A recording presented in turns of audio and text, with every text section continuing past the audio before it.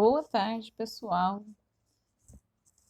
Foi verificado junto aos alunos do sétimo ano atualmente e no ano passado realizaram uma avaliação processual e essa avaliação trouxe para a gente algumas facilidades e algumas dificuldades.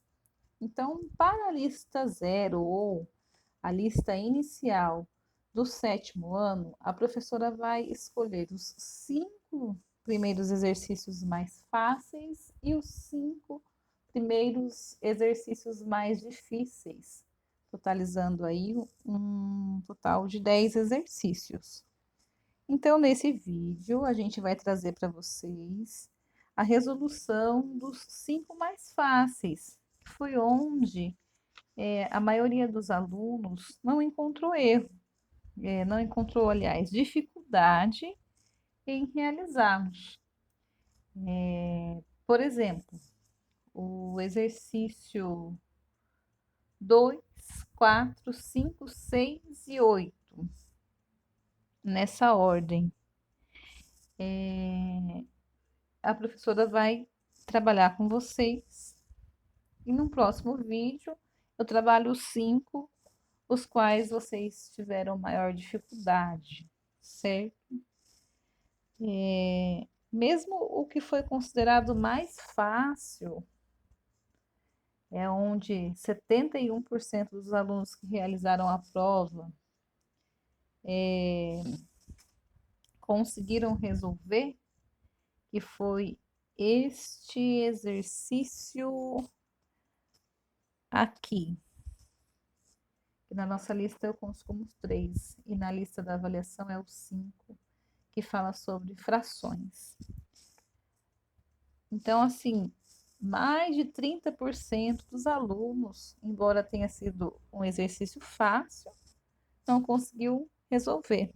Por isso, a professora selecionou, então, os 5 mais fáceis e, posteriormente, eu vou resolver com vocês em outro vídeo os 5 mais difíceis, certo? Então, o primeiro exercício, ele vai falar assim. Exercício 1 da primeira lista, da lista 0, da lista inicial, será o exercício 2 da avaliação processual aplicada no ano de 2022. Logo, eu vou disponibilizar para vocês. E aqui está a resolução, certo? O exercício diz o seguinte: observe o sólido geométrico apresentado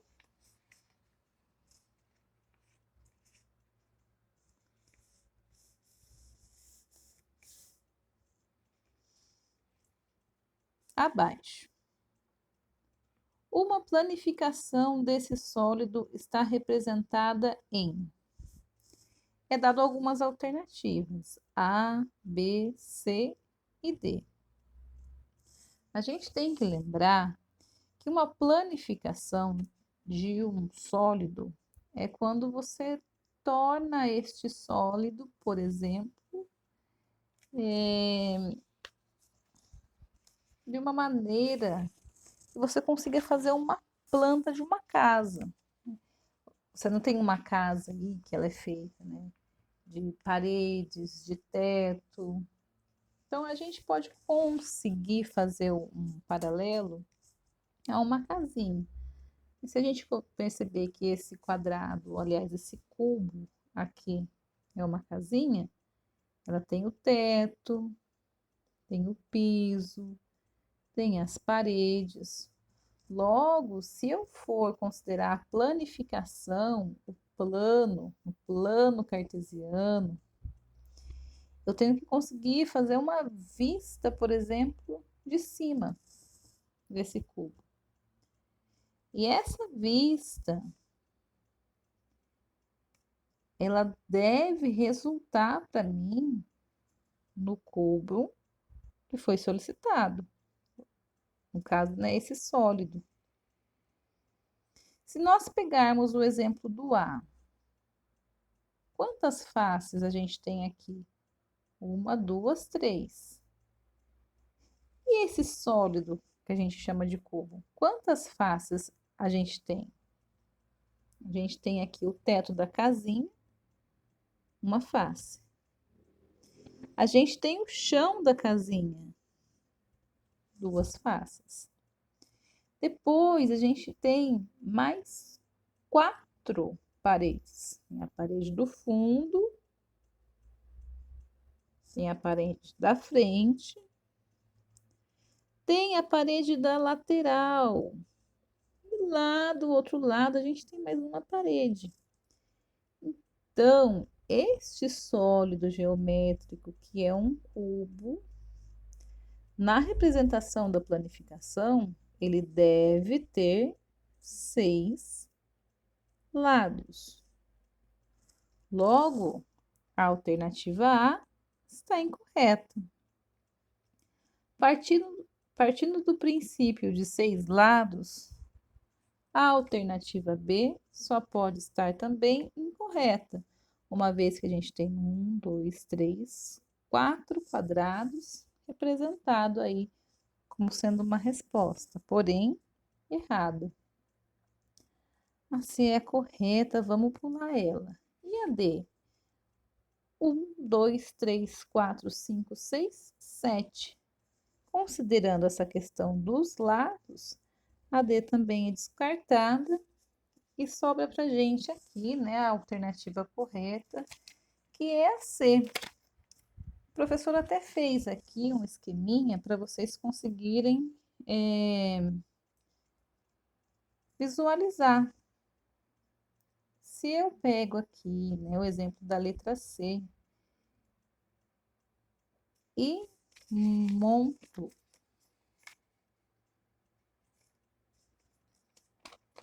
e uno essas partes ou essas laterais, eu consigo, a partir disso, formar o meu sólido geométrico. A professora usou uma régua e construiu aqui o mesmo desenho, o mesmo plano representado aí pela letra C, onde a gente tem 6 quadradinhos representados. 1, 2, 3, 4, 5, 6. Então, se você perceber, a gente pode até numerar, ó. Eu posso colocar o 1 como sendo o teto que a professora comentou. O 2 como sendo o chão, essa casinha. Depois a gente pode colocar aqui o 3 lá no fundo. O 4, que seria... Vamos lá, qual seria o 4?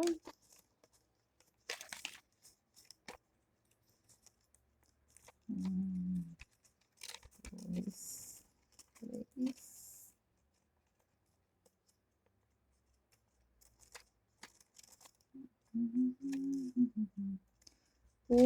O 2.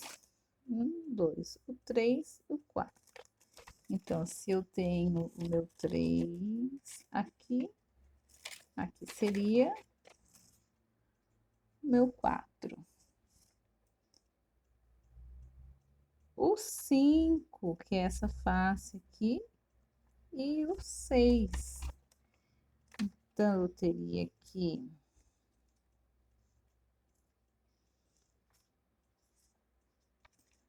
o 1, o 2 lá embaixo, o 3 ao fundo, o 6 e oposto ao 6, o 5. Vamos ver?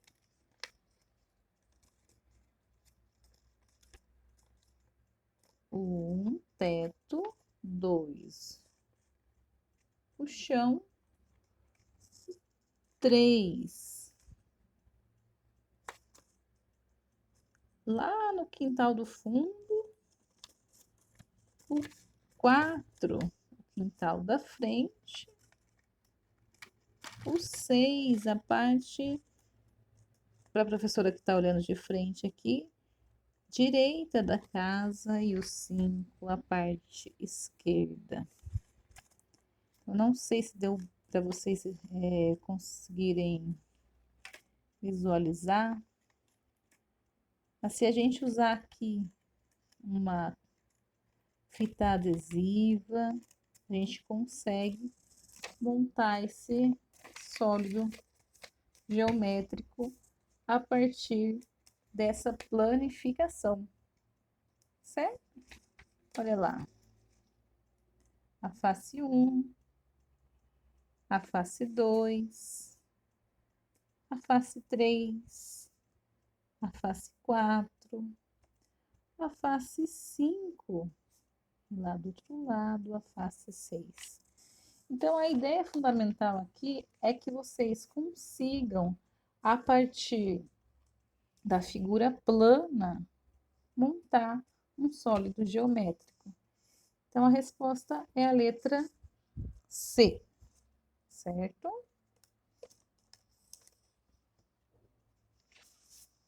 A segunda questão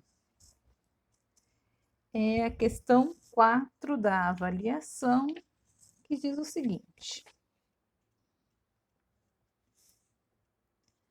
considere as frações apresentadas nos quadros abaixo. Foram dadas as frações 14 quinzeavos, 4 oitavos, 3 quintos e 8 décimos. Nesse caso, eles perguntam: qual dessas frações é equivalente à fração 4 quintos? A fração equivalente, ela deve, por exemplo, retornar-se simplificado à fração original. No caso, são múltiplos ou números divisíveis que são equivalentes. Uma forma para você conseguir resolver é verificando um a um quais são aqueles números equivalentes. O 4, se eu multiplicar por 2, é 8. Se eu multiplicar por 3, é 12. E por 4, 4 por 4, 16.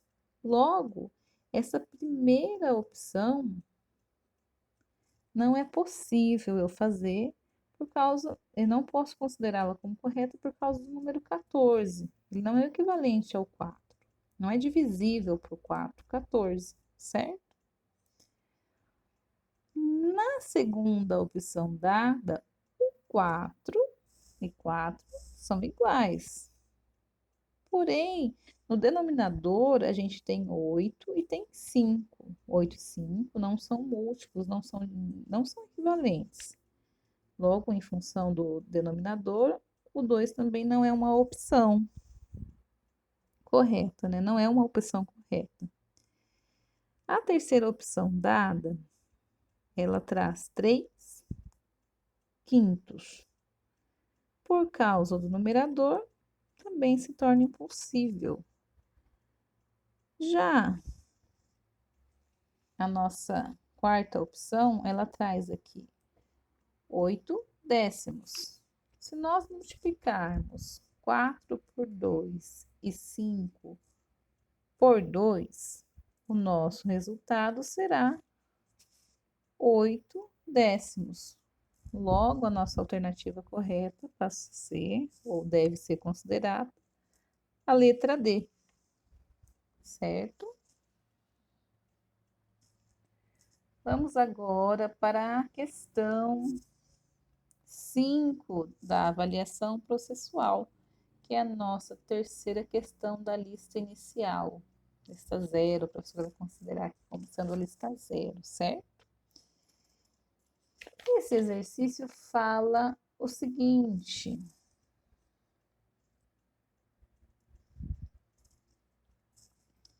observe as frações representadas no quadro abaixo. 9 quinzeavos, 25 quinzeavos, 4 quinzeavos, 17 quinzeavos. Qual dessa fração é a maior? São apresentadas 4 alternativas. Para resolver essa questão, a professora utilizou-se da divisão do numerador pelo denominador. Cada uma das opções dadas foi realizado a sua divisão. A partir daí, a gente consegue ter uma ideia em número decimal mais fácil de se visualizar, para quem não tem tanta familiaridade assim com fração. Então, a alternativa viável, ou uma das alternativas, é você fazer a divisão de 9 por 15, de 25 por 15, de 4 por 15, de 17 por 15, certo? Então, para você ter certeza, você deve realizar aí a divisão e verificar o resultado.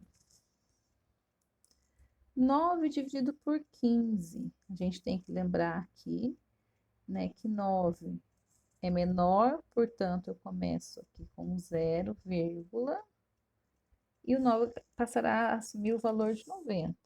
Assim se torna divisível. Quantas vezes o 15 chega próximo, igual, não passa de 90? 5 vezes 15 é 75 e 6 vezes 15 é exatamente 90. Então, a gente tem como número decimal 6 décimos. Após, foi realizado a conta para 25 quinzeavos, 25 dividido por 15. 2 é pequeno, juntamos 25. 25 é maior que 15, então dá para a gente fazer. Quantas vezes o 15? Se eu fizer 2 vezes, vai passar. Logo, eu faço uma. 1 vezes 15, 15. 15 retirado de 25, ou 25 menos 15, resulta em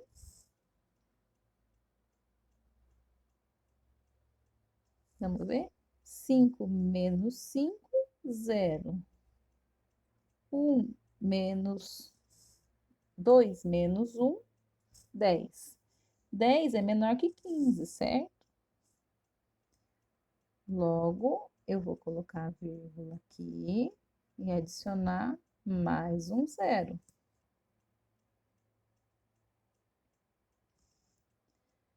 100 dividido por 15. Qual chega próximo e não passa? Ou é igual? Se eu fizer 7 vezes 15, o meu resultado é 105, logo não é o 7, é um número menor. 6. 6 é 90, vamos usar o 6 então. 6 vezes 15 é igual a 90. 100 menos 90, 10. Vai dar uma dízima periódica, sempre vai repetir aqui 6, 6, 6. Logo, até aqui já é possível a gente comparar. Nesse caso, 1,6 é maior que 0,6. Então, por enquanto, esse aqui é maior. A gente faz a próxima conta. 4 quinzeavos. 4 dividido por 15. O 4 é menor. Eu começo a divisão aqui com 0. O 40 é possível dividir. Então, 0, quantas vezes o 15? Se eu fizer 3 vezes, vai dar 45, passa. Logo, vou fazer 2 vezes. 2 vezes 15, 30.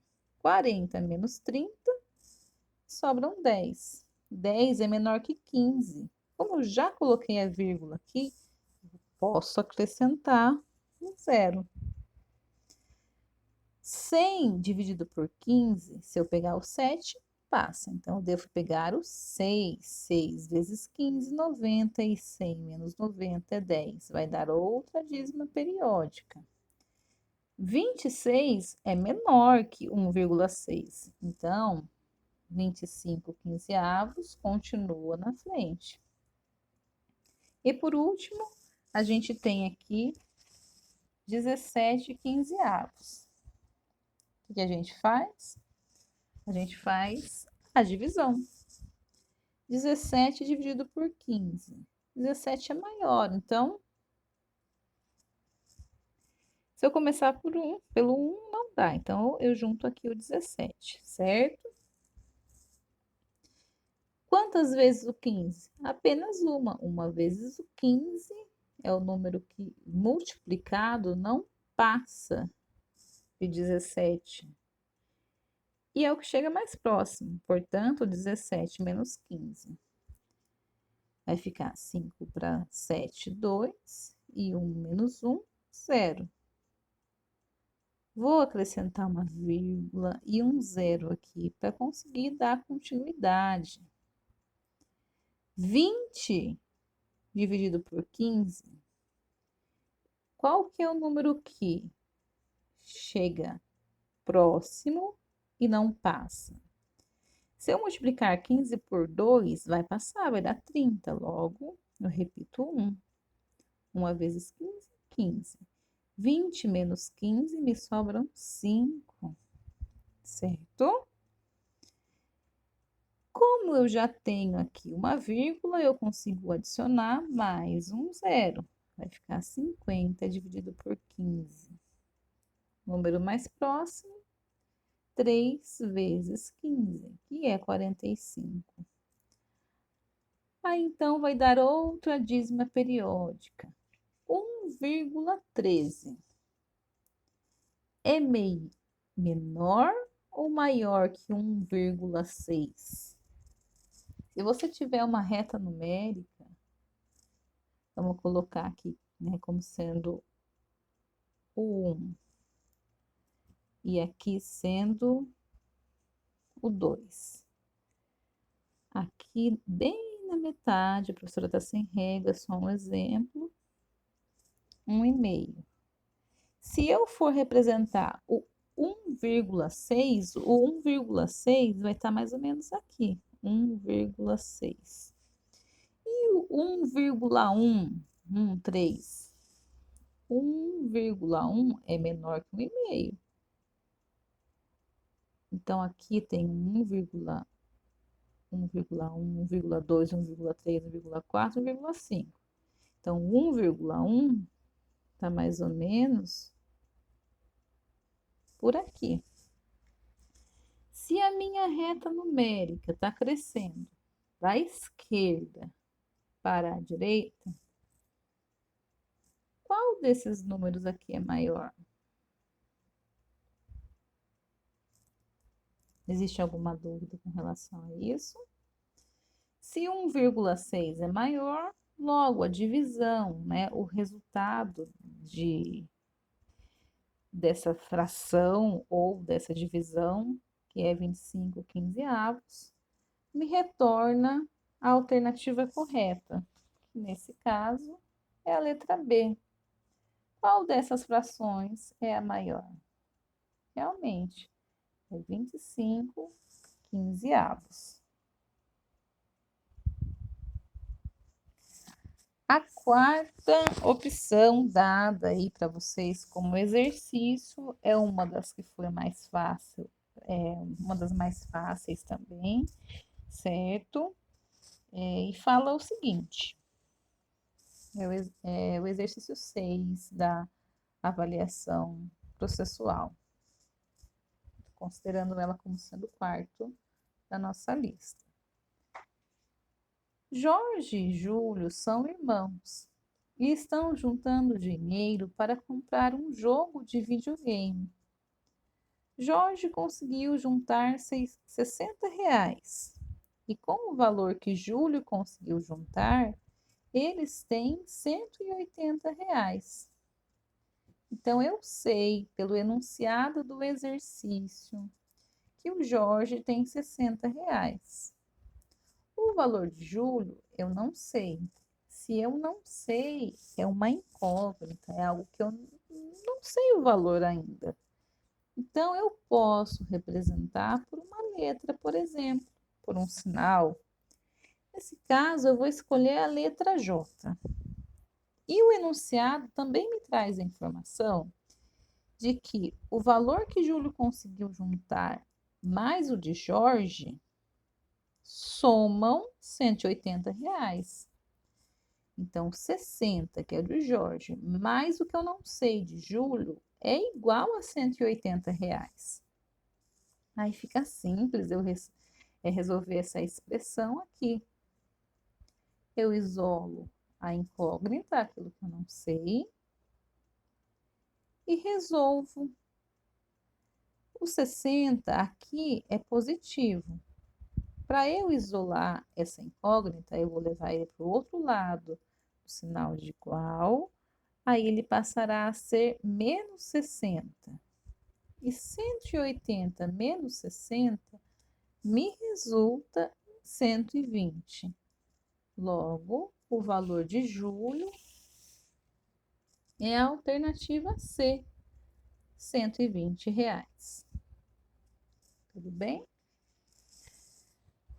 E como quinto e último exercício dessa relação dos mais fáceis, a gente tem o exercício 8 da avaliação processual realizada em 2022. Esse exercício traz o seguinte enunciado: Jéssica escreveu no caderno os números abaixo: 5 milésimos, 1 inteiro e 7 centésimos, 2 inteiros e 9 milésimos e 102 milésimos. Qual desses números é o menor? Aqui é interessante vocês utilizarem o princípio da reta numérica, certo? A professora utilizou aqui a reta e organizou os números conforme crescente, do menor para o maior. Uma vez que você faz isso, você consegue perceber qual é o menor. Por exemplo, 0,005, ele é menor que 0,1. Se você coloca isso na reta numérica, fica muito mais fácil de você perceber qual é o menor, qual é o maior. Então, nós temos as alternativas aqui, né? Qual desses números é o menor? A, 102 milésimos, negativo. B, 2 inteiros e 9 milésimos, esse é o maior. C, 1 inteiro e 7 centésimos, também não é o menor, há menores do que ele. E finalmente a letra correta, que é a alternativa D, que são 5 milésimos. Então, nós temos aí como resposta para essa sequência de exercícios que são considerados fáceis na avaliação processual para o sexto ano, o ano passado, e que a gente está fazendo essa revisão no ano de 2023, foram considerados esses, certo? Façam esses exercícios, principalmente se você é um daqueles que conseguiu errar os mais fáceis e logo depois vamos passar para os 5 mais complexos, ou que o pessoal teve um pouco mais de dificuldade na resolução e acabou errando mais. Então, por hora é só e até o próximo vídeo. Obrigada e boa tarde.